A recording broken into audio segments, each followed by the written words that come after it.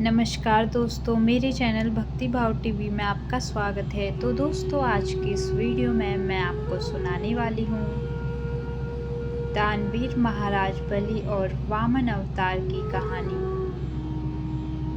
सनातन धर्म की प्रमुख कहानियों में से एक है। भक्त प्रहलाद के पोते और राजा विरोचन के पुत्र थे महाराज बलि। राजा विरोचन की पत्नी सुलोचना ने महाराज बलि को जन्म दिया था।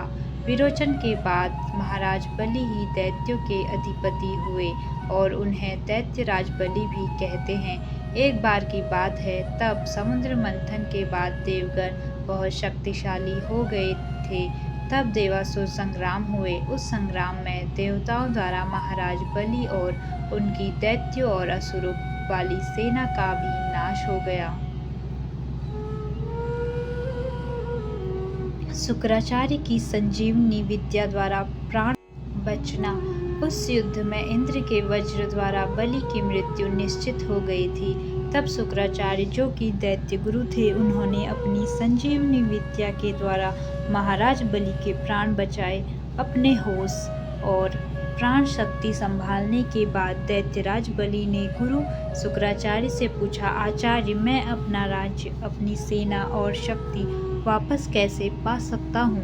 तब इसके उत्तर में आचार्य ने कहा, हे पुत्र, तुम महाभिषेक विश्वजीत यज्ञ करो। इससे तुम्हें तुम्हारा हारा हुआ राज्य, सेना और शक्ति सभी पुनः प्राप्त हो जाएंगे। आचार्य की बातें सुनकर बलि यज्ञ करने को तैयार हो गए।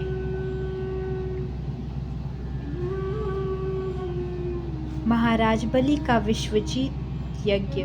आचार्य की देखरेख में यज्ञ आरंभ हुआ। इस यज्ञ में अग्निदेव ने प्रकट होकर महाराज बलि को सोने का दिव्य रथ दिया, जिसमें 4 घोड़े बंधे थे। वह रथ हवा की गति में दौड़ने की क्षमता रखता था। साथ ही साथ यज्ञ से बलि को दिव्य धनुष, बाणों से भरा तरकस और अभेद्य कवच प्राप्त हुआ। इसके साथ गुरु शुक्राचार्य ने बलि को भयंकर गर्जना करने वाला शंख और कभी न मुरझाने वाले पुष्पों की माला प्रदान की। अपने यज्ञ को पूर्ण कर महाराज बलि महाशक्तिशाली बन गए। देवासुर संग्राम में महाराज इंद्र का पराजित होना। उन्होंने एक बार फिर से देवासुर संग्राम का आह्वान किया। इस संग्राम में देवता बुरी तरह पराजित हुए। केवल इतना ही नहीं, अपितु देवराज इंद्र को युद्ध स्थल छोड़कर भागना पड़ा। दैत्यराज बलि यह संग्राम जीतकर स्वर्ग के राजा बन गए।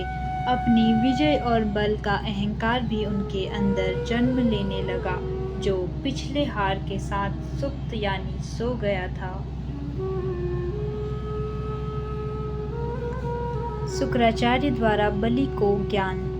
युद्ध के बाद उन्होंने अपने गुरु शुक्राचार्य से कहा, हे आचार्य, आपके कहे का पालन कर मैंने अपना राज्य, बल और सेना वापस पा ली है।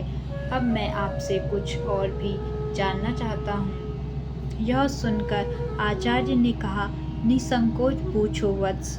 बलि ने पूछा, अपने राज्य, बल और सेना को सुरक्षित रखने का क्या उपाय है? तब दैत्य गुरु शुक्राचार्य ने उनका मार्गदर्शन करते हुए कहा, हे मेरे प्रिय शिष्य, यदि तुम निरंतर यज्ञ करते रहो तो कभी तुम्हारे बल में कमी नहीं आएगी, अपितु वृद्धि होगी और इससे तुम्हारी सेना सुरक्षित रहेगी और इससे राज्य भी सुरक्षित रहेगा। मेरी एक और बात मानो तो सदा गरीबों और ब्राह्मणों को दान देते रहना। इससे जन्म लेने वाली ऊर्जा सदा तुम्हारे लिए हितकारी होगी। महाराज बलि द्वारा आचार्य शुक्राचार्य का समर्थन। यह सब सुनकर दैत्यराज बलि ने हाथ जोड़कर आचार्य की बातों का समर्थन और सम्मान किया और ऐसा आजीवन करने का संकल्प लिया। वो हमेशा चलने वाले यज्ञ करवाने लगे और सदैव दान के लिए तत्पर रहने लगे। दान का अहंकार हो गया उन्हें। शास्त्रों में कहा गया है, अहंकार तो अपने आप में बुरी चीज है और जब अहंकार अच्छी चीज पर हो तो वह उसका भी नाश कर देती है। दैत्य लोगों को उनकी सुरक्षा प्रदान थी। इस वजह दैत्य सबको वेदों का कष्ट विभाग किया, पहुंचाने इसलिए लगे। देव माता अदिति की आराधना। उधर देव माता अदिति इस देवासुर संग्राम से हताश हो गई थी। उनके पुत्र निर्वासित जीवन व्यतीत कर रहे थे। उनके पुत्र देवराज इंद्र देवगुरु बृहस्पति के कहे अनुसार घोर तप कर रहे थे।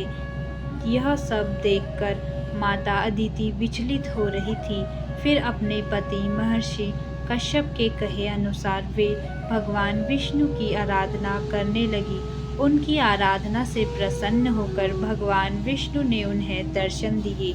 प्रभु के दर्शन से प्रसन्नचित्त होकर माता अदिति ने प्रभु से कहा, हे परमेश्वर, आप देवासुर संग्राम से अवगत हैं ही।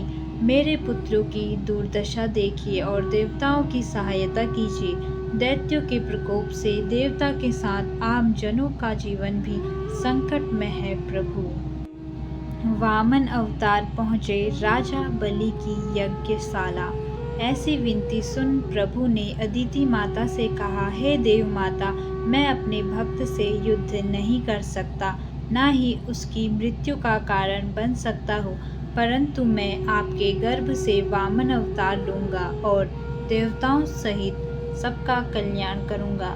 प्रभु के कहने अनुसार माता अदिति को एक पुत्र की प्राप्ति हुई। उनके पति महर्षि कश्यप ने ऋषियों के मंत्रों उच्चारण द्वारा अपने पुत्र वामन का यज्ञोपवीत संस्कार करवाया। यज्ञोपवीत संस्कार के बाद भगवान वामन महाराज बलि की निरंतर चल रहे यज्ञ वाले यज्ञशाला की ओर चल पड़े। दैत्यराज बलि और वामन वहां उपस्थित लोगों ने एक छोटा सा ब्राह्मण बालक देखा, जिसके मुख पर अतुलनीय आभा थी। वह बालक का रूप बहुत ही मनमोहक था। उनके तेज से हर कोई प्रभावित हो रहा था। महाराज बलि और उनके यज्ञ में सम्मिलित गण उनके स्वागत में खड़े हो गए। महाराज बलि ने ब्राह्मण रूपी वामन भगवान को शाही आसन पर बैठाकर उनके पैर धोए, फिर चरण स्पर्श कर प्रणाम किया। दैत्यराज बलि ने ब्राह्मण बालक रूपी भगवान वामन से कहा, भगवान, आपके आने से मैं धन्य हुआ। आपने इस यज्ञ में पधार कर यज्ञ की ऊर्जा में बढ़ोतरी की है। मैं आपको दान देने की इच्छा रखता हूँ। आप आदेश दे प्रभु। भगवान वामन की मांग। भगवान वामन देव ने कहा, आप दानवीर हैं राजन, आपकी बहुत प्रशंसा सुनी है। आप अन्न, धन, वस्त्र, सुविधा इत्यादि दान करने के लिए जाने जाते हैं, परंतु मुझे ये सब नहीं चाहिए। मुझे केवल उतनी भूमि चाहिए जितनी भूमि मेरे 3 पग यानी कदम में नप जाए। वहाँ उपस्थित लोग ब्राह्मण बालक की मांग को सुन हंसने लगे। महाराज बलि भी अहंकार में आकर हंस पड़े और कहा, केवल 3 पग भूमि। फिर हाथ जोड़कर वामन देव से और भी कुछ मांगने का आग्रह किया, परंतु वामन देव 3 पग भूमि पर अड़े रहे। राजा बलि द्वारा भगवान वामन को वचन। फिर जैसे ही अहंकार में अंधे महाराज बलि ने दान देने के लिए हामी भरी और आगे बढ़े, तब ही उनके गुरु शुक्राचार्य ने उनसे कहा, हे बलि, ये बालक ब्राह्मण कोई और नहीं स्वयं श्री हरि विष्णु है। सोच समझ कर संकल्प लेना। उनकी बात सुनकर दैत्यराज बलि ने बालक ब्राह्मण को देखा और प्रभु की अनुभूति करते हुए बोले, हे गुरुवर, मैं दानवीर हूँ, मैं दान से पीछे नहीं हट सकता। वैसे भी संपूर्ण यज्ञ तो प्रभु की प्रसन्नता के लिए होती है। हर आहुति प्रभु को प्रसन्न करने के लिए दी जाती है। यदि आज प्रभु स्वयं यहाँ दान लेने आए हैं, तो इससे सौभाग्यपूर्ण और क्या होगा। भगवान वामन का 3 पग। भगवान वामन सब सुन रहे थे। वामन देव से दैत्यराज बलि ने कहा, ब्राह्मण को दान के लिए आश्वस्त कर, मैं अपनी बातों से विमुख नहीं हो सकता। आखिर मैं दानवीर हूँ, ऐसा तो आपने भी कहा है भगवान। इसीलिए आप अपने पग बढ़ाएं। मैं आपको आपकी नापी हुई 3 पग भूमि दान करने का संकल्प लेता हूँ। संकल्प के साथ ही ब्राह्मण बालक रूपी वामन अवतार श्री हरि विष्णु ने विराट रूप धरा। लोग भयभीत होकर इधर-उधर भागने लगे। यज्ञ में सम्मिलित जन हो या यज्ञ दृष्टा या फिर पशु, सब ही भागने लगे। प्रभु ने एक पग में धरती और दूसरे पग में आकाश को नाप दिया और फिर तीसरे पग के लिए अपने पैर उठाए और बलि की ओर देखा। दानवीर बलि द्वारा स्वयं दान। तभी बलि ने हाथ जोड़कर अपने घुटनों पर बैठकर कहा, हे प्रभु, तीसरे पग में आप मुझे नाप ले और मुझ पर भी स्वामित्व स्थापित कर ले। यह रहा मेरा मस्तक आपकी सेवा में। आप मेरे मस्तक पर पग धरे। महाराज बलि का घमंड तो चूर हो ही गया था और प्रभु के सामने वो शरणागत हो चुके थे।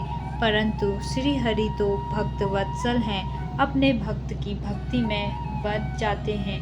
बलि की भक्ति से प्रसन्न होकर श्री हरि ने उन्हें अपने वास्तविक रूप में दर्शन दिया और कहा, आज से तुम पाताल लोक के स्वामी हो। यह 7वें मनवंतर की बात है। 8वें यानी सावर्णी मनवंतर में महाराज बलि को अपनी भक्ति के उपहार इंद्र का पद मिला, यानी उस मनवंतर के लिए देवताओं के राजा इंद्र बलि ही हुए। तो दोस्तों, कैसी लगी आपको यह जानकारी? कमेंट करके ज़रूर बताएं और ऐसी ही बहुत सारी कहानियों, कथाओं और जानकारियों को सुनने के लिए मेरे चैनल को सब्सक्राइब करें। धन्यवाद।